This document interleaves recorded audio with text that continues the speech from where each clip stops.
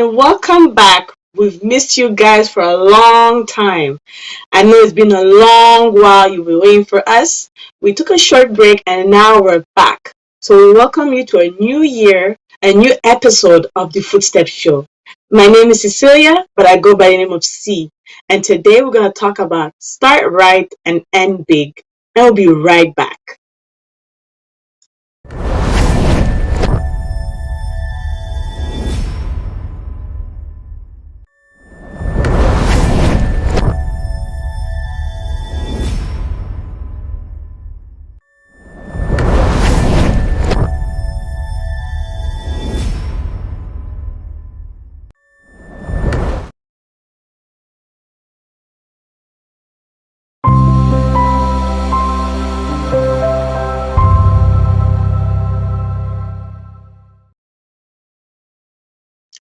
All right, so welcome back to another episode of the Footstep Show.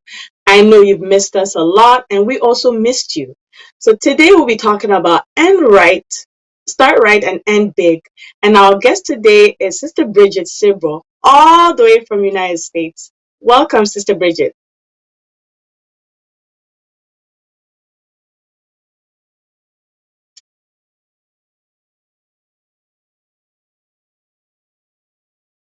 Welcome, Sister Bridget.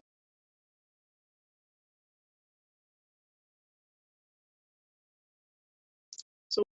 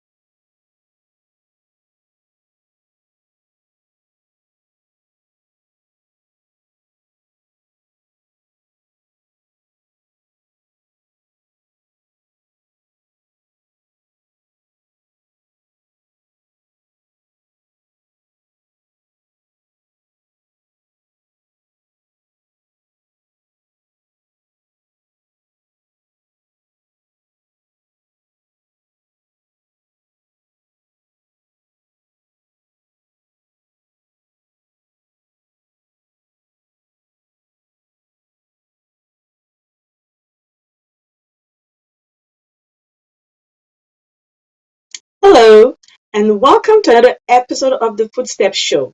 My name is Cecilia. You can call me C. Today, we're going to be talking about start right and end big. And our guest from Canada is Sister Sharon Sabro. Welcome, sister. Hi, good afternoon. I don't know where you are, so I don't know if I should say good evening. I'm in Montreal, so don't worry. I'm also in Oh, Canada. okay, all right. So good evening then. How are you? I'm good, and you?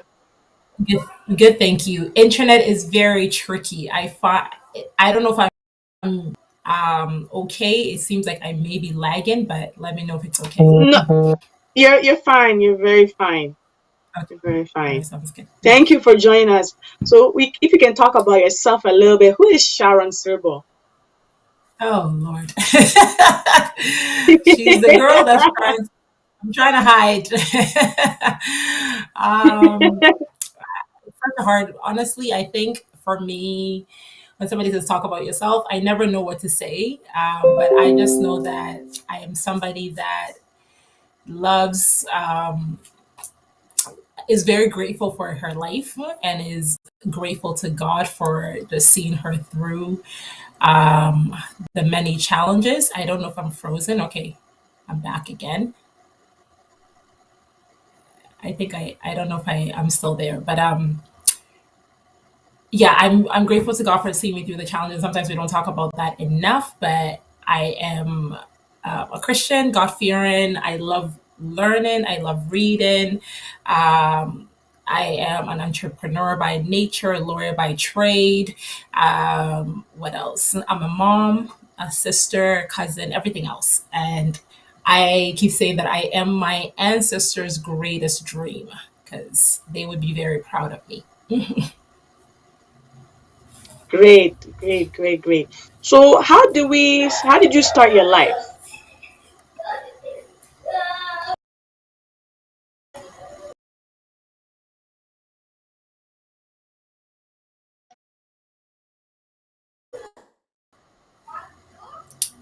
How did I start my life? Okay. Um, Yes. let's see. So I started my life. I was born in Ghana, and we came to Canada. I was Okay. about 10 years old when we immigrated to Canada, and it was a complete shock, but not as much as we would say culture shock. But it was a shock because it was cold. So we came in November in the Yeah. middle of winter. It was very cold. So to experience that level of weather, that extreme weather, and it was like snow, cold, things I had not been exposed to. These are elements that I had never been exposed to. And I was being exposed to that at a very young age. And my mom very much said, okay, well, time to go to school, get on the bus and go live your life. So I adapted and I adapted very quickly. I had to learn to adapt very, very quickly. I was in a Catholic elementary school and it was sort of Okay. diverse, but I guess maybe you can count all the black kids on maybe all my hands. So there wasn't that many. And this is within Mississauga, so sometimes it's like within the GTA you would think that there's more. Yeah. It's highly multicultural, but sometimes it's not always the case, especially back like in the early '90s. Now you can see a lot more diversity, but definitely it was a neighborhood that had more of a specific type, more race or more white people, I would say. And there were like your brown and black people, but we weren't a lot. So I adapted. I went to high school. I pretty much just kept my head down and minded my own business. And that's what I continue to do now. Mind my business. If, I always like, if you send for me or if you call me, then I'll respond. But typically I mind my own business and I do what I need to do to stay under the radar. I just got my grades. I loved law when I was in high school. At one point, I think I wanted to be a journalist. That was one thing that I thought I could do, but I definitely loved every aspect of like the legal world, law and order, um, and then taking a few law courses. Canadian law courses in high school also really allowed me to just kind of like love law and all those things. So when you said who I am, I really like where did my life start? My life started here. Sorry, I was born in Ghana. My life started here at a young age. I adapted and I realized what I wanted to do was just be part of a society where I can make my mark in whatever area. I just wanted to be able to make my mark. I wanted to be able to contribute. And I believe I am still working on that. It's a work in progress. Great, great, great, great. So what was your passion growing up?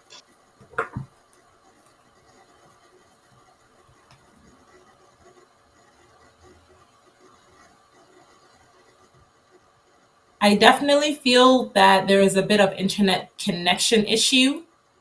I'm not sure if Can it's you me hear because me? I freeze and I come back. Freeze and I come. I can. You went Can silent you, for a second. okay, so my question was, what was your passion growing up? My passion growing up. Sorry, when I'm talking, and I know this is this. I'm guessing this is live, but when I'm talking, it just seems like it's cutting off. It's lagging a bit. I don't know if you're I could experiencing that hear on you. your end. You can hear me. No, I could Okay. hear you. Um, Yes. okay, perfect. So that's good. My passion growing up was um, I loved Sailor Moon. Say, I like it too. I loved it too. Yeah, so I loved Sailor Moon. I loved cartoons. I don't know, like I just loved cartoons. I loved reading. That's something that I still do. Um, I think I started reading the Grimm's fairy tale, so I didn't really skip to the Okay. Disney version until I got here to like Canada. But I started reading like the Brothers Grimm's at a very young age.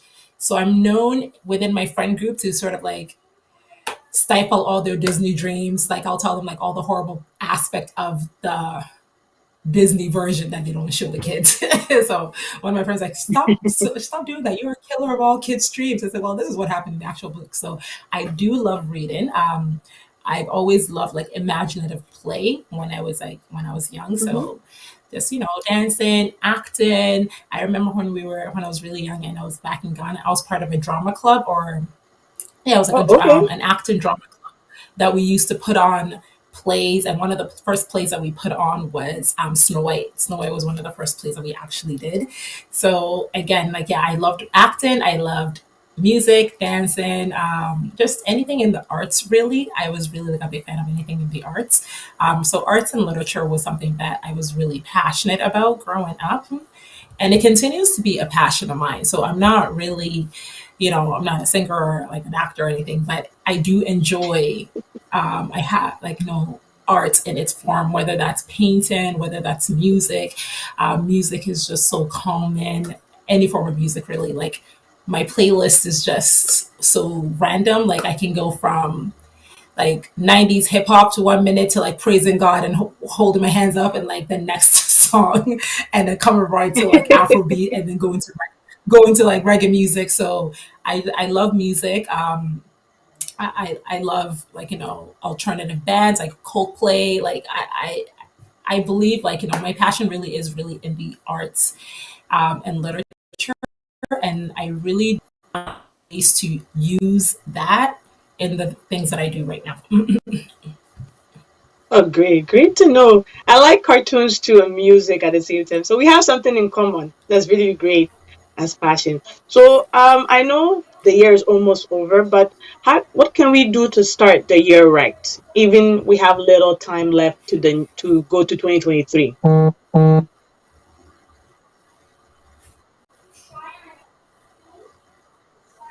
So what can we do to start right this year, even though we don't have much left into the year 2022?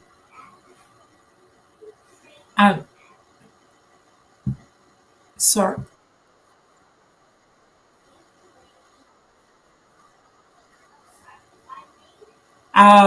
Sorry, I missed what you were saying because again, the internet connection is not really working in our favor right now. No problem. So I was saying, what can we do to start the year right? 2023. Yes, well, from now to like 2023. 2023. Okay, so 2023. I think for me, I always, because I run my own business, I'm very big on budgets. So I Okay. encourage even my employees, my staff, like my friends, to always have a budget. And even within like our group chat, I'm like, you need a budget, you need an spreadsheet for your budget for your household. So I believe when you start off the right finance is something like financial literacy is something that we don't talk about often. But financial literacy is needed in every aspect of our lives. Whether you want to go to school, you want to open your own business, you want to work for somebody, you need to understand how to manage your finances and how,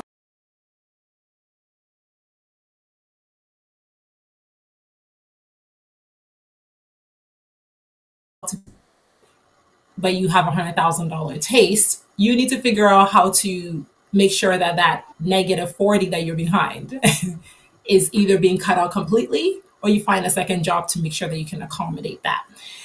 So I always believe we start off the year I start up the year with always making an annual budget for myself. So that's how I start up my year, right? Knowing that this year, this is my potential income that I can make, sources of income for all streams of incomes and all streams of things that I do. This is my potential income that I can do. This is where I could be this year. Out of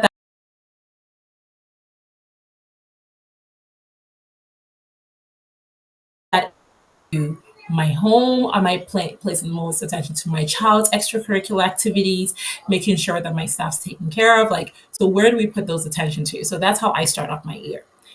So I believe that anybody having a strong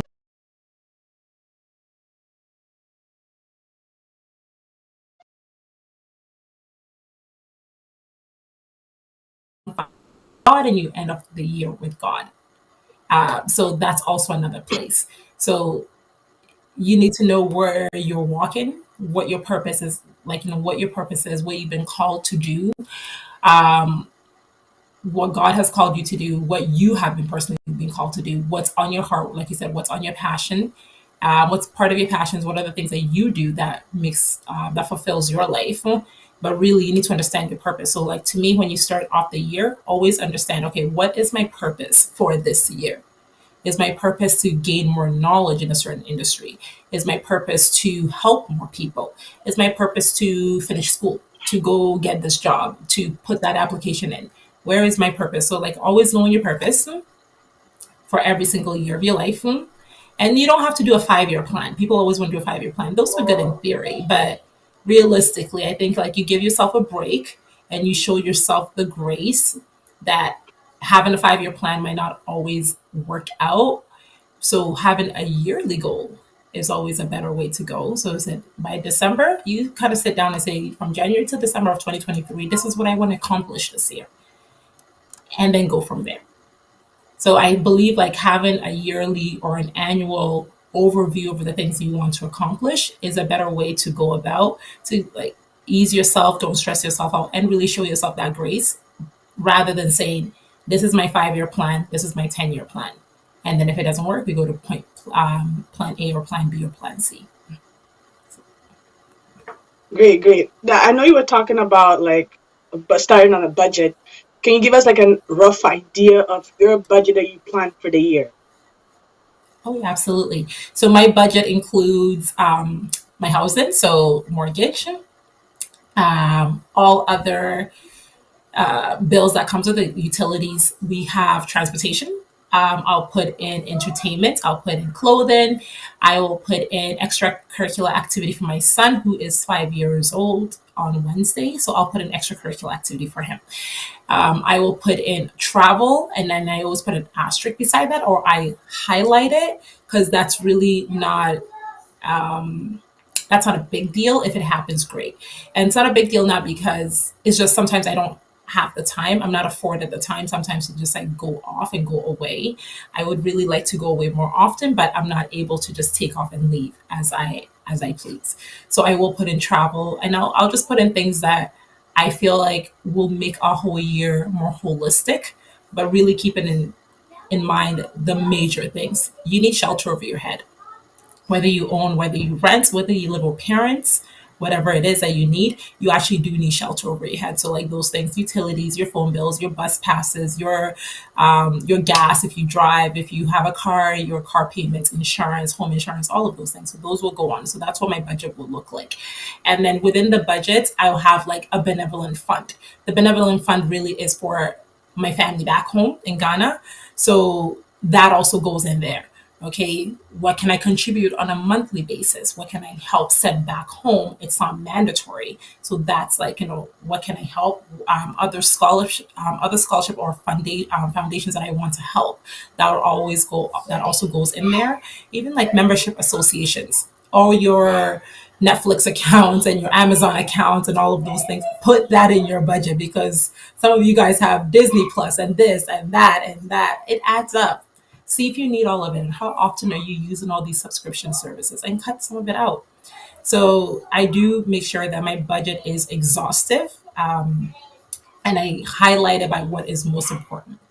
So my green is always the most important for me. Then I'll go to yellow, which is a little bit more mellow, and then I'll have a savings budget, so my savings goal, and that's all in red because I want to be aggressive about my savings and building wealth. So that's all in red for me, and I want to make sure that my spending and my income still allows me to save.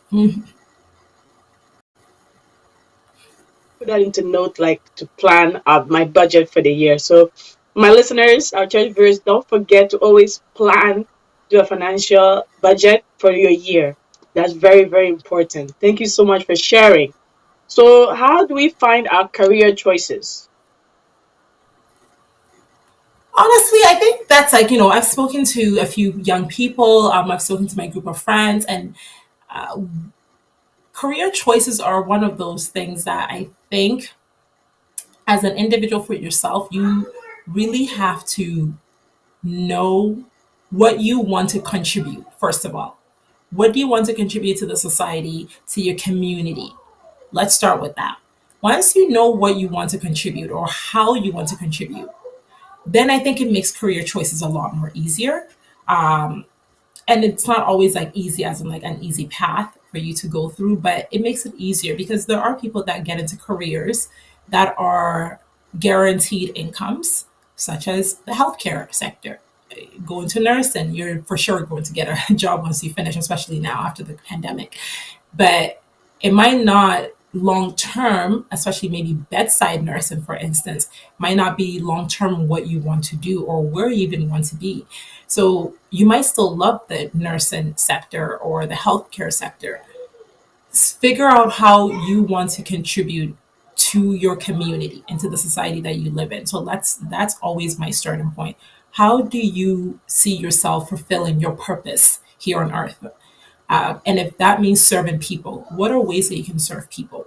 And sort of just go through really a challenge or an exercise for yourself as to all the things you could potentially do that could earn you an income because you do need money. Let's not forget that. You do need to earn an income. Unless you're blessed by some miracle and you have like a trust fund or something waiting for you, but you still need an income to survive and you need to work. So even if you're working and you have a trust fund or something set aside, you still need to work to fulfill your purpose because even having money and still sitting at home does not fulfill your purpose and what you could potentially contribute to your community. So for me as a young black person, I always want to think, what can I contribute to like the young, to the black community? What can I contribute to black young girls that look like myself? To like, how can they see me and see a reflection of themselves and say, so I always think about those choices.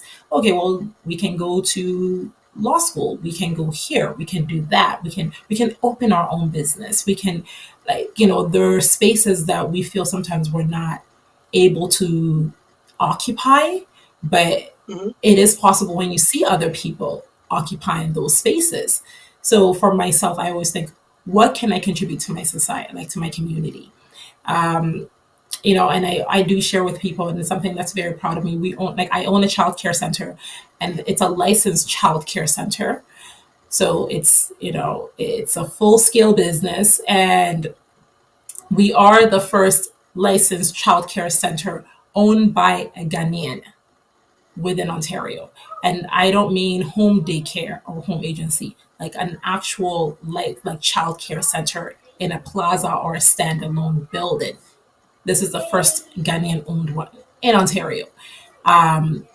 So that to me is something that contributes to my community, knowing that there is a childcare center out there that is affiliated or owned by a young Ghanaian girl.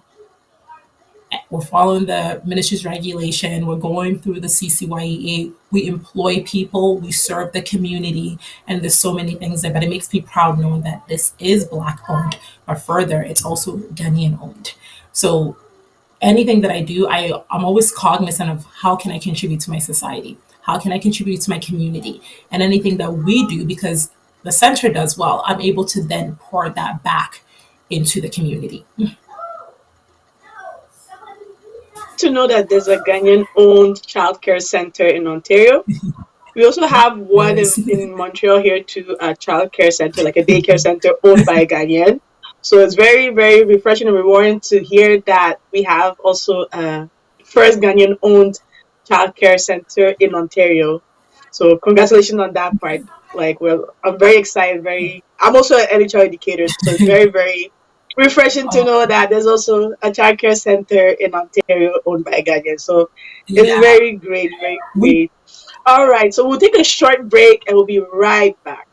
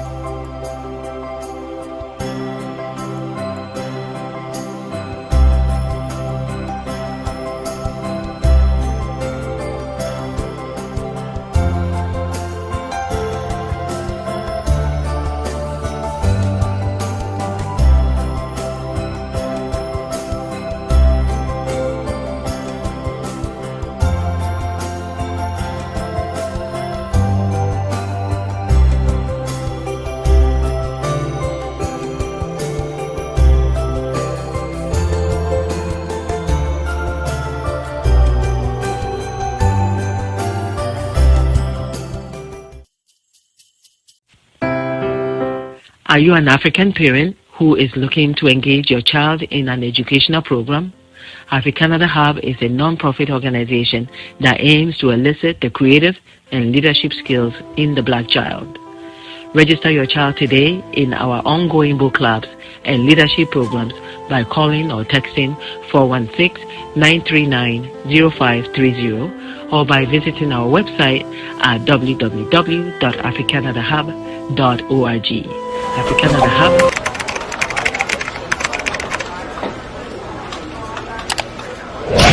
we are all capable.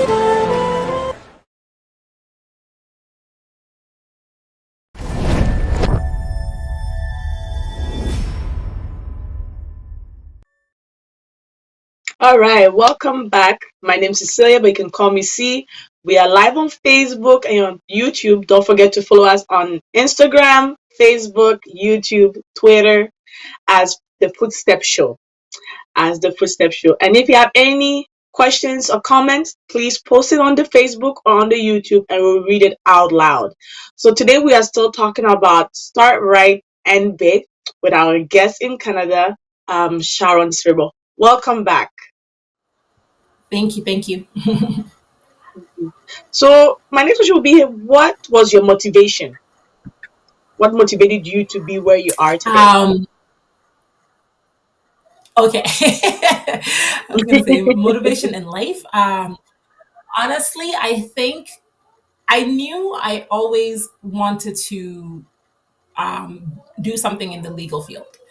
And I knew I always wanted a legal education.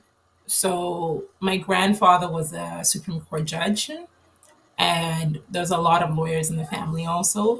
So I think growing up, I was inspired by that to pursue a career in something in the legal field.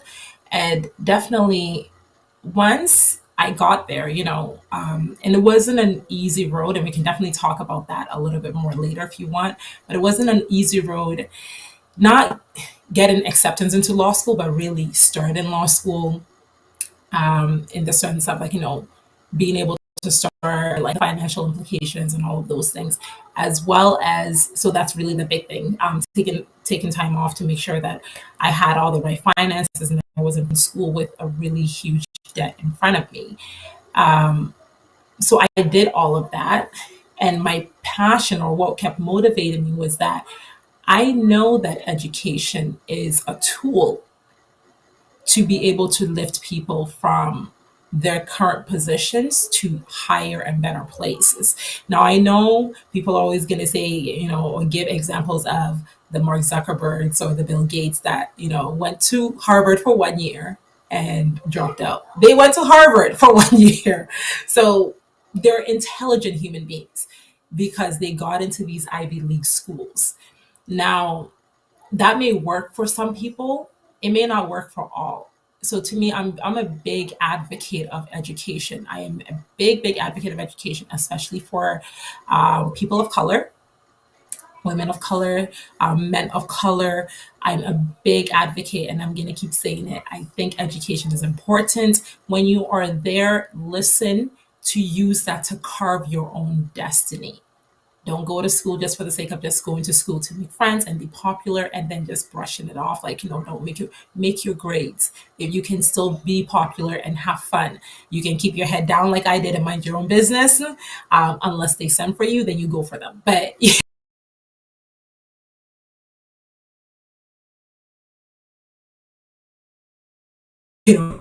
those things. But I advocate for education every chance that I get. So that's also one passion, and that's one thing that motivates me. Being able to learn more, being able to be fully articulate, to be able to express myself so that somebody else does not express myself for the general public, or being able to know how to stand in a room and know that I belong. Sometimes it's hard when you start out, but with my education, with my work experience, and all the things that I've done, I'm not in a position where if I go into these meetings where I'm sitting down with like the Minister of Education of Ontario, or the parliamentary assistants, or other high ranking government officials, I'm not questioning myself as to what am I doing here?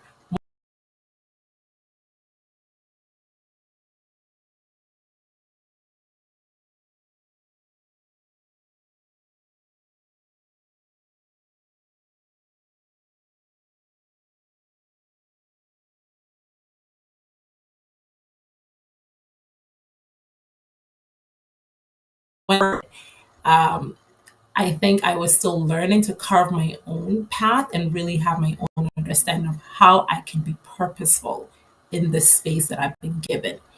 And I've done that. So now when I go into a room, I don't need to explain myself as to why I'm here. I know why I'm here and I know what I can contribute to being here. So for me, I think that's what motivates me is being able to occupy spaces that are genuinely not seen to be occupied by people like myself. Having the opportunity really to continue to build, to grow, to learn from others, whether those are my colleagues, my friends. I have a really good network of black and brown women that are very educated, that are in their own field, whether they work in certain sectors, in the public service or private sector, or those that own their own businesses. So I'm also very surrounded by people that I can usually just tap into, and just we can have a conversation about how we feel we're doing, how we feel we're contributing, how we feel we can do more.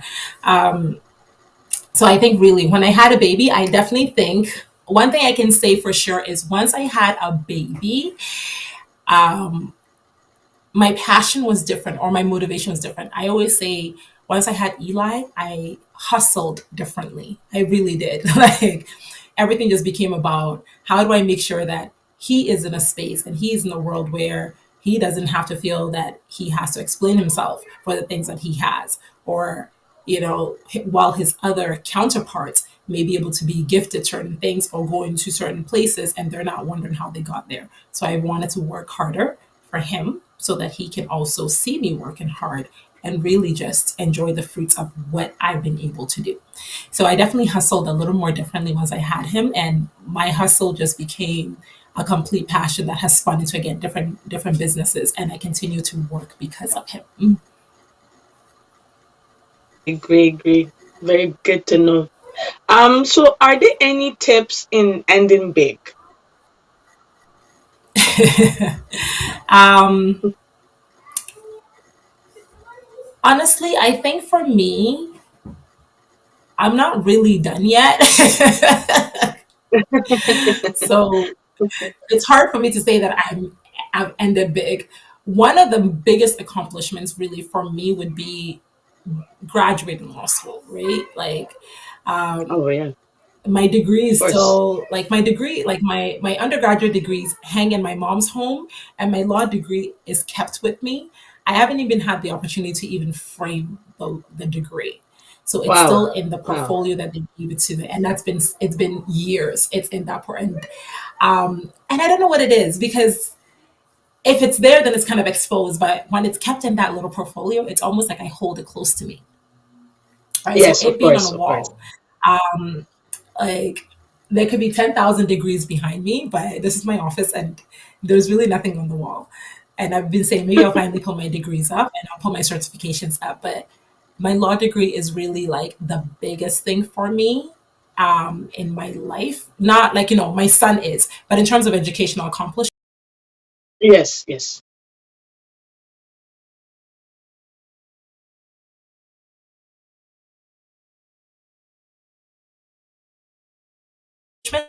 I remember writing my final exam paper. First of all, like my second my second last final paper fell on my birthday on May 14th. Oh So I wow, had to go in, write wow. write my exams, and then the evening we went out just to go relax and celebrate. And then a bird pooped on my head. As we were walking through the high street to go get something to eat, but I had a bird that pooped on my head, and I was like, oh gosh, okay, well, it's supposed to be a sign of good luck, so I'm just gonna leave it. We have the prep notes. Like the professors give Hmm. you the prep notes, and they give you like Yes. 30 questions, and maybe seven might come out. In the UK, law exams are not open book as it is in Canada. So there's no such thing as an Yeah. open book Yeah. exam. So you either know the law or you don't. They don't allow you to come Yeah. in with your books, but they've given you the prep questions. You don't know which one to prep for. So you prep for all of them or you take a guess. And Everything. I remember a group of us that prepped for some of them. And then there was one that I had particularly, like, there was four that I had prepped for. And I was going off with these groups, studying the ones that we had all prepped together. And the morning of the exam, something just said, throw out the notes that you had done with the group. And I just threw it Mm-hmm. in the garbage. And then I picked up the one that I had looked at. And I quickly scanned, I looked at the case law, and I quickly just went through, okay, these are the case law, these are the, the judgments, this is what I need to know. So I quickly just scanned through it. And that was the morning. I had been reviewing, but I went back through it again. Um, and I remember I sat down, they gave me my exam paper. And again, you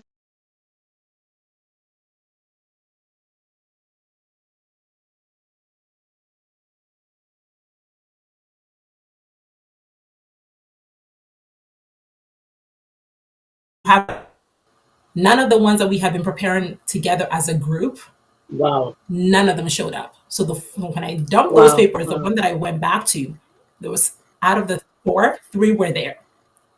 So I immediately just Wow. started thanking God and I just went in and I was smiling the whole way through and I just kept smiling, just kept smiling. So I wrote that paper, I finished, I sat down. When they called the end of exams, I walked out and I literally walked out smiling. And everyone's like,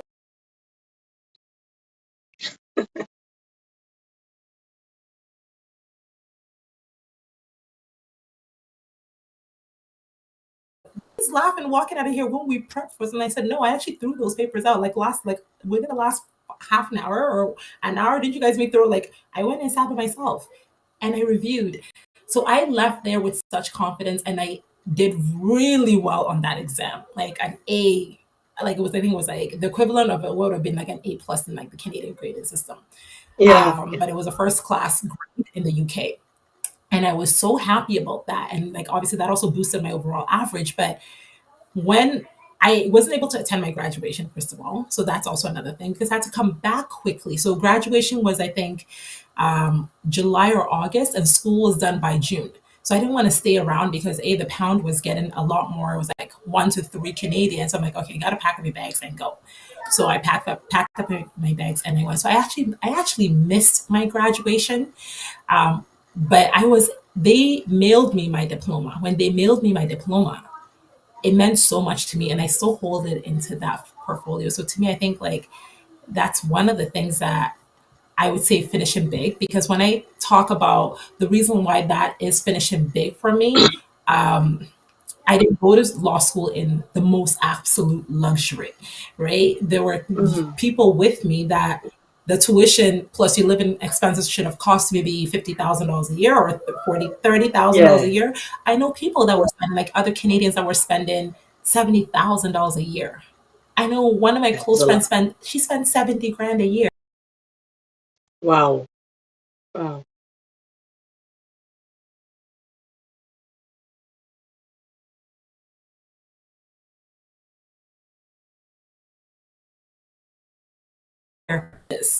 I came in with a purpose because I had a scholarship. I had to maintain the scholarship. Um, so again, I went in with a purpose, knowing that a scholarship was given to me and my family was going to be paying the balance. So going Mm. in and finishing strong and really making sure that I finished well to make myself proud, to make my family proud, and to really make even the university proud so that they know that I didn't waste the money that they gave me. They chose and they gambled on giving me an academic scholarship. I wanted to let them know that they made the right choice. So to me, that's like, I would say that is finishing big. And being able to finish has then obviously opened doors for me to be able to come into Canada, work. I was fortunate enough to get a job on Bay Street within two Mm-hmm. weeks of coming back in Canada. And those started Wow. opening doors with mentorship, like, executives and directors who just wanted to mentor me, who just wanted to say, we see your passion, we see that you want to fulfill your purpose. We're happy to have you part of this team, but we're also happy to mentor you. So I still have some of these mentors that I still call upon, that I still talk to if I have any sort of areas of, like, again, confusion about my own things that I'm doing. I can call them and just say, hey, I'm thinking about doing this. What do you think? Who's the person I should be going to? What are some of the, like, things like legal challenges? I've spotted this, but is there anything else that I'm missing? So to just be able to have that, that still have that is very, very important for me.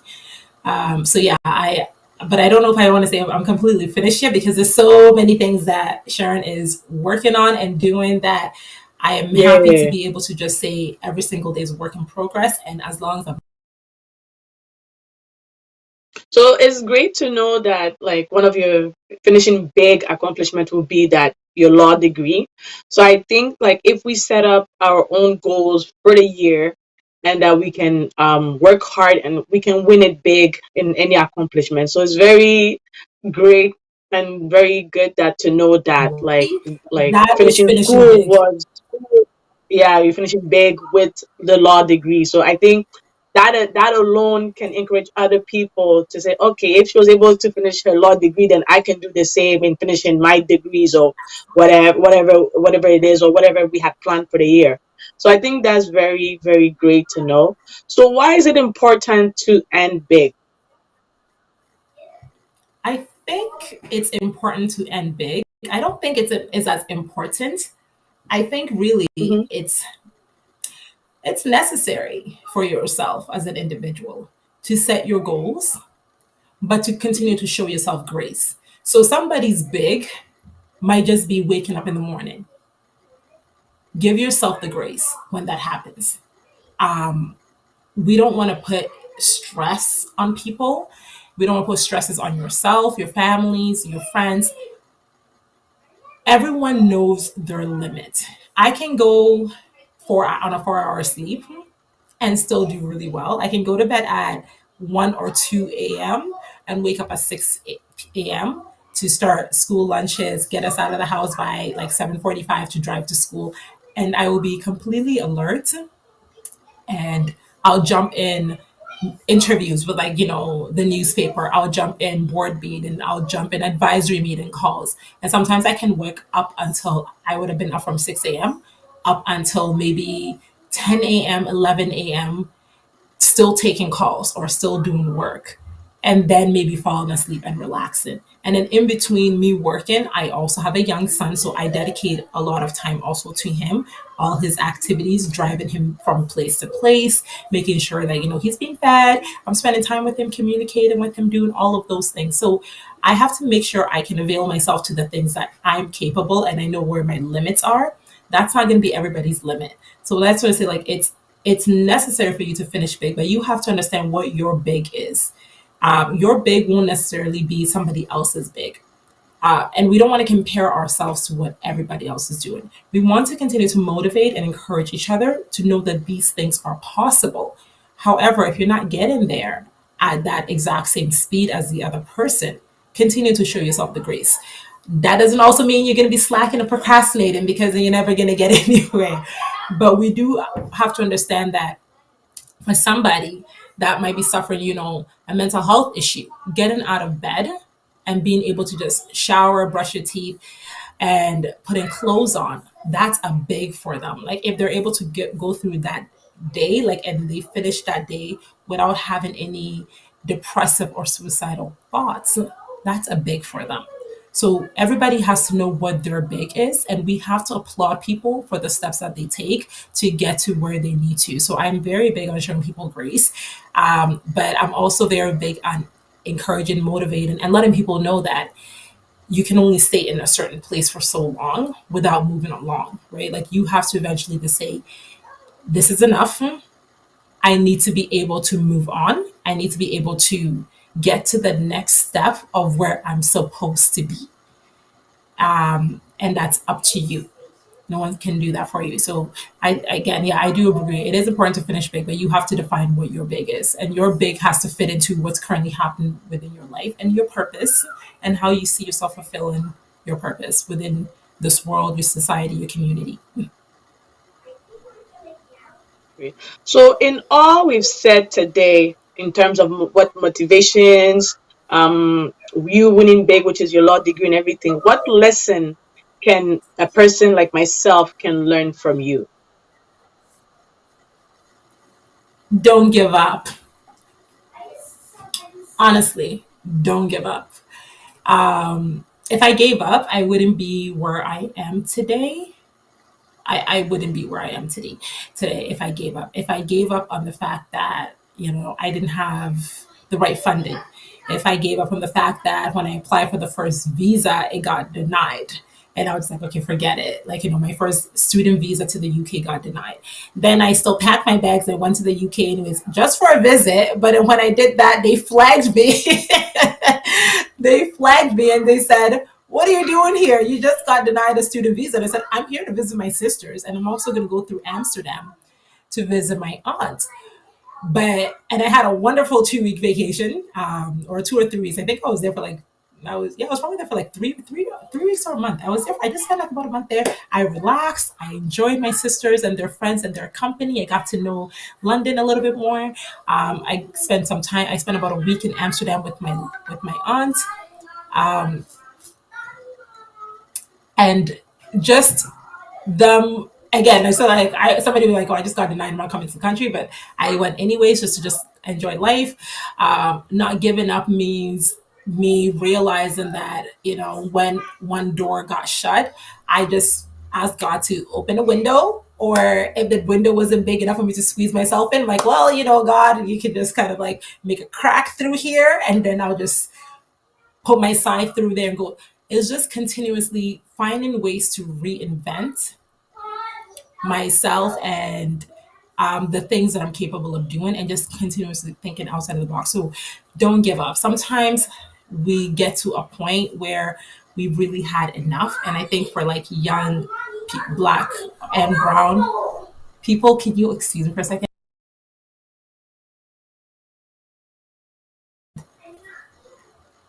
Just being able to um, just being able to be in a space where you can say, I'm not giving up.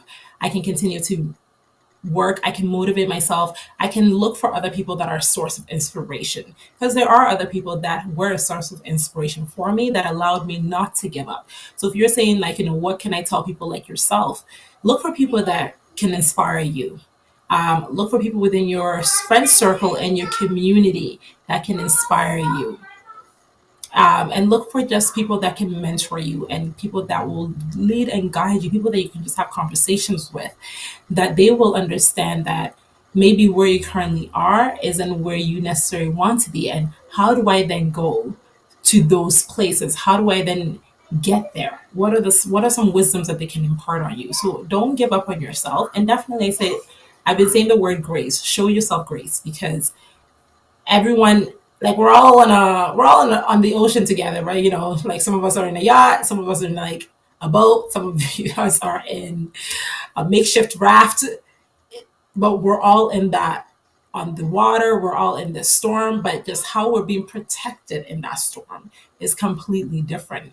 How we're weathering that storm is completely different. So for those of us that are in the raft without that life jacket, looking up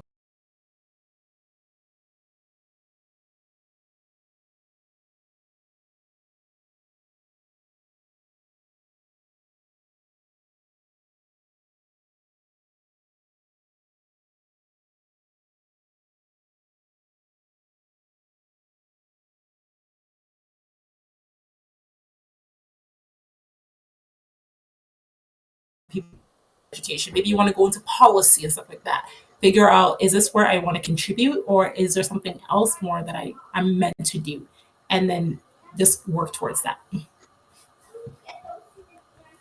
All right. So I think the key word here is don't give up. Never give up. So don't give up on your dreams. Don't No, give up on your yes, goals that you've set for the year. And that if you don't do it, even though it didn't yeah. happen this year, there's always the following year and the year after until you win it big. So I guess that's a very important key word that I've kept in my mind is don't give up. So on behalf of the Footstep Show and myself, I want to say thank you so much for being our host today, for being our guest actually. And I think It was great to conversate with you and to know your story. And I know that your story will be an inspiration for others and influence other people not to give up in life, to get where they want to be and win it big. So thank you so much for being our Yes. guest today. Thank you so much. You are absolutely welcome, and it is my pleasure. I think I'm very happy about what you're doing. I'm happy that there is a space like this for young Black people to continue to come Hmm. and meet and use your voices to shape the next generation. I'm very impressed and very proud. My goal always is that whenever we occupy spaces, we do it with we do it in a meaningful way. We do it with intent and we do it with purpose.